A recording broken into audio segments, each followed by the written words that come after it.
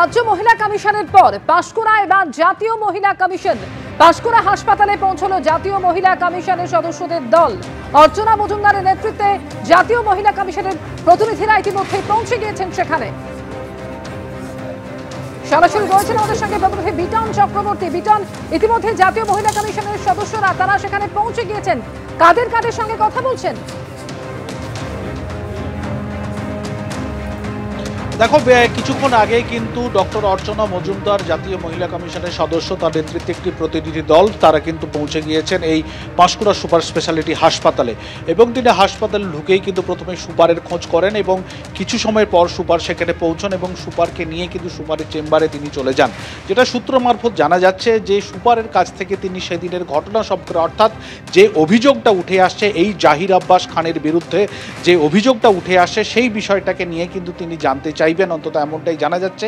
পাশাপাশি যে নির্যাতিতা অভিযোগ করেছেন সেই অভিযোগটা কতটা সত্যি সেই বিষয়ে সুপার কতটা জানেন এবং তিনি তথ্য নিয়ে এসেছেন, এই বিষয়টা আমরা সূত্র মারফত জানতে পেরেছি যে এই হাসপাতালের একাধিক যারা কর্মীরা রয়েছেন, যারা দীর্ঘদিন ধরে এই জাহির আব্বাস খানের যেরকমভাবে অত্যাচারের শিকার তারা হয়েছেন, তাদের বিষয়ে যে অভিযোগগুলো রয়েছে সেই বিষয়গুলো, অভিযোগে কতটা সত্যাসত্য রয়েছে সেই বিষয়গুলো তারা সুপারের কাছ থেকে জেনে নিচ্ছেন। এবং তোমাকে অমৃত জানিয়ে রাখি, এই পাঁশকুড়া সুপার স্পেশালিটি হাসপাতালের সুপারের সঙ্গে কথা বলার পাশাপাশি কয়েকজন এখানকার স্টাফ তাদের সঙ্গে কথা বলার কিন্তু কথা রয়েছে জাতীয় মহিলা কমিশনের সদস্য। এরপরে তিনি কিন্তু এখান থেকে বেরিয়ে গিয়ে যিনি নির্যাতিত অভিযোগকারী রয়েছেন তার বাড়িতে যাবেন, তার সঙ্গে দেখা করবেন এবং তার কাছ থেকে ঘটনার পূর্ণাঙ্গ বিবরণ তিনি জানবেন। এরপরে তিনি কিন্তু জেলা পুলিশ সুপার, অর্থাৎ তমলুকে যে পুলিশ সুপারের অফিস রয়েছে সেখানে গিয়ে জেলা পুলিশ সুপার সৌম্যদীপ ভট্টাচার্যের সঙ্গে তার একান্ত সাক্ষাৎ রয়েছে, সেখানে তার বৈঠক রয়েছেন, অন্তত এমনটাই জানা যাচ্ছে। অমৃতা, ধন্যবাদ বিটন। জাতীয় মহিলা কমিশনের সদস্যরা তারা পৌঁছে গেলেন পাঁশকুড়া সুপার স্পেশালিটি হাসপাতালে। ইতিমধ্যেই অর্চনা মজুমদারের নেতৃত্বে প্রতিনিধি দল তারা সেখানে পৌঁছে গিয়েছেন, কথা বলবেন। তারা বাড়িতে গিয়ে নির্যাতিতাদের সঙ্গেও তারা কথা বলবেন এবং স্বাস্থ্যকর্মীদের সঙ্গেও কথা বলবেন, এখনো পর্যন্ত এমনই জানা যাচ্ছে।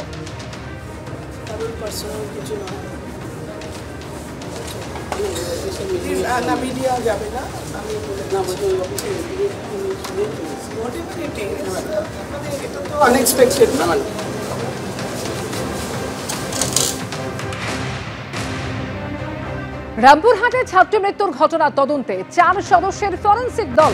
ছাত্রী খুনে অভিযুক্ত শিক্ষকের ভাড়া বাড়িতে তদন্তে গেলেন ফরেনসিক বিশেষজ্ঞরা। কড়া নিরাপত্তায় গোটা এলাকা ঘিরে রাখা হয়েছে। ছাত্রী খুনে অভিযুক্ত শিক্ষকের ভাড়া বাড়িতে তদন্তে গেলেন ফরেনসিক বিশেষজ্ঞরা। 4 সদস্যের ফরেনসিক দল তারা ইতিমধ্যে সেখানে পৌঁছে গিয়েছেন। কড়া নিরাপত্তায় গোটা এলাকা ঘিরে রাখা হয়েছে। ভাস্কর মুখোপাধ্যায় সরাসরি রয়েছেন। ভাস্কর, 4 সদস্যের ফরেনসিক দল তারা পৌঁছে গিয়েছেন। একদমই, দেখো ঠিক মিনিট 15 আগে এই যে ভাড়া বাড়ি রয়েছে অভিযুক্ত শিক্ষকের, সেই তুনমুনি গ্রামে সেখানে এসে পৌঁছালো 4 সদস্যের ফরেনসিক দল এবং এই ফরেনসিক দল তদন্ত শুরু করেছে। কারণ এই যে বাড়ি, এই বাড়িটি খুব গুরুত্বপূর্ণ খুনের ক্ষেত্রে। কারণ এই বাড়িতেই কি খুন করা হয়েছিল ছাত্রীকে সেইটাই স্পষ্ট হয়নি এখনো পর্যন্ত। এই ফরেনসিক দল তদন্ত এখানে করলে এবং তারা নমুনা সংগ্রহ করলে তাহলেই পরিষ্কার হয়ে যাবে যে এই বাড়িতেই ছাত্রীকে খুন করেছিল, না বাড়ি থেকে অন্য কোথাও নিয়ে যাওয়া হয়েছিল সেখানে খুন করা হয়েছিল। কারণ যেভাবে পিস পিস করে কাটা হয়েছিল তার জন্য যে সময় লাগে বা যে জায়গাটা লাগে সেই জায়গাটা কোথায় ছিল আর এর সঙ্গে আর কেউ যুক্ত ছিল কিনা সেটাও এই তদন্তে পরিষ্কার হয়ে যাবে।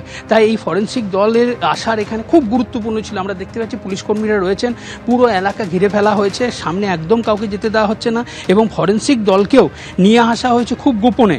কারণ আমরা মূলত দেখি যে তারা আলাদা করে তাদের নিজস্ব গাড়িতে আসেন, কিন্তু আমরা এখানে কোনোরকম কোনো গাড়ি দেখতে পাচ্ছি না। পুরো এলাকা ঘিরে পুলিশ রয়েছে এবং পুলিশ একদম সামনে যেতে দিতে চাইছে না। এই যে সামনে যে বাড়ি দেখছি আমরা, ঠিক বাড়ির পিছনে অংশেই যে ভাড়া বাড়িটি রয়েছে এবং সেখানেই এই তদন্ত চালাচ্ছে। এবং ঘটনার দিন অর্থাৎ গত 28 তারিখ এখানকার স্থানীয় বাসিন্দাদের বক্তব্য যে এখান থেকেই এই ছাত্রীকে নিয়ে যাওয়া হয়েছিল মাথায় হেলমেট পরিয়ে। তারপর কোথায় নিয়ে গেছিল, কি হয়েছিল সেটা এই তদন্তেই উঠে আসবে। ধন্যবাদ ভাস্কর।